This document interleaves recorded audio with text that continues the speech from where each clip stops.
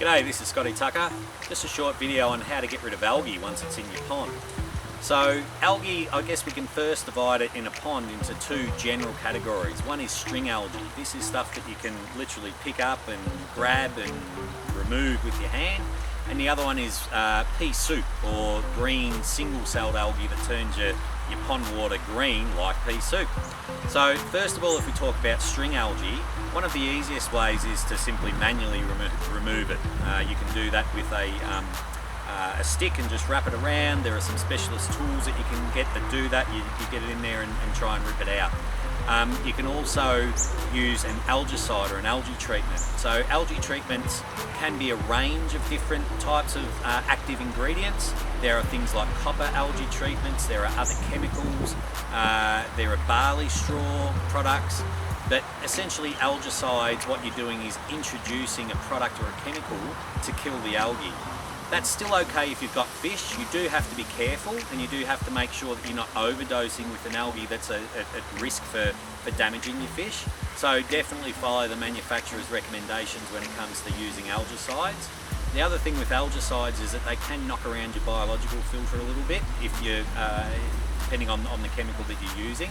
So it's a good idea to spike your system with a biological treatment that gets the good bacteria back into your biological filter after you've given it a dose with algae treatment. When it comes to the green single-celled algae that turns your water like pea soup, UV light is a very effective treatment, and it's not UV light from the sun, it's an actual piece of equipment which is a UV bulb inside a canister where you pump the water through, and as the water passes through the UV, the UV penetrates the algae and essentially, if you like, bursts it from the inside. So UV light is really effective against the single-celled algae that makes water turn green, but it's not effective against the stringy type of algae that will that you can pick up. And the reason for that is that you're not actually pumping the string algae, through a UV. There are also other alternative algae type of treatments. There are, some manufacturers will come out and claim that magnets that can get rid of algae. Haven't really seen the good results of those. There are anode-based systems where you pump water through a little canister, and there's a little electronic anode that sheds trace elements of copper into the system. Again, they can work, but they can be problematic and a bit cumbersome and labour intensive sometimes. A good quality algicide is something that you can use from time to time. There are peroxide based algicides that you can use that break down into hydrogen, oxygen and water. So if you're more environmentally conscious or worried about your fish or just the general health of your pond, there are relatively safer algicides that you can use compared to traditional chemical based algicides. The main thing with algae that I would say, and the best way to keep it at bay and or get rid of it, is to look at it from the fundamental reason of why it's there in the first place. So algae is normally a symptom of a problem, it's rarely the problem itself. So the symptom is generally there's enough nutrient or too much nutrient in there, which is what the algae is feeding off, which is why it's growing. So what you're looking at doing is nutrient reduction strategies. So that could be making sure that you've got a really good working biological filter, because the bacteria that runs a biological filter will take that nutrient out of the water and outcompete the algae for that available food source. Another thing you can do is plant your pond. Put a few more aquatic plants in there.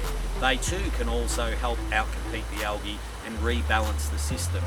So also good quality fish food. Make sure you're using good quality fish food and not the cheapest stuff you can get, because the cheapest stuff you can get, the fish generally don't digest that well and it becomes a heavy pollutant for your pond and for the algae. So the key to algae is to make sure that you minimise the chance of it growing in the first place by getting in a good biological filtration system, using good quality fish food.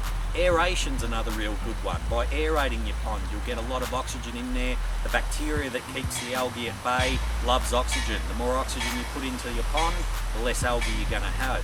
So that's what I'd say is the easiest way to keep algae at bay. Get the right equipment in there from the start. Then if you do experience algae, if it's green water, stick a UV on there, it'll clean it up quite quickly. If it's string algae, use a relatively environmentally friendly, specifically for pond, algae type treatment, and you'll be able to get rid of it quite quickly. One final thing, vacuum cleaner. If you can vacuum all of the crap out of the bottom of the pond that's acting as nutrient-rich fertiliser, that's going to help starve the algae out. But also, if you do end up treating with an algae treatment, it enables you to vacuum all that dead rotting algae out from the bottom, and if you don't do that, that's just going to keep the cycle going, because that's going to become nutrient-rich compost itself for the next generation of algae. So they're my tips for algae. If you follow those sorts of guidelines, you're going to have a great pond.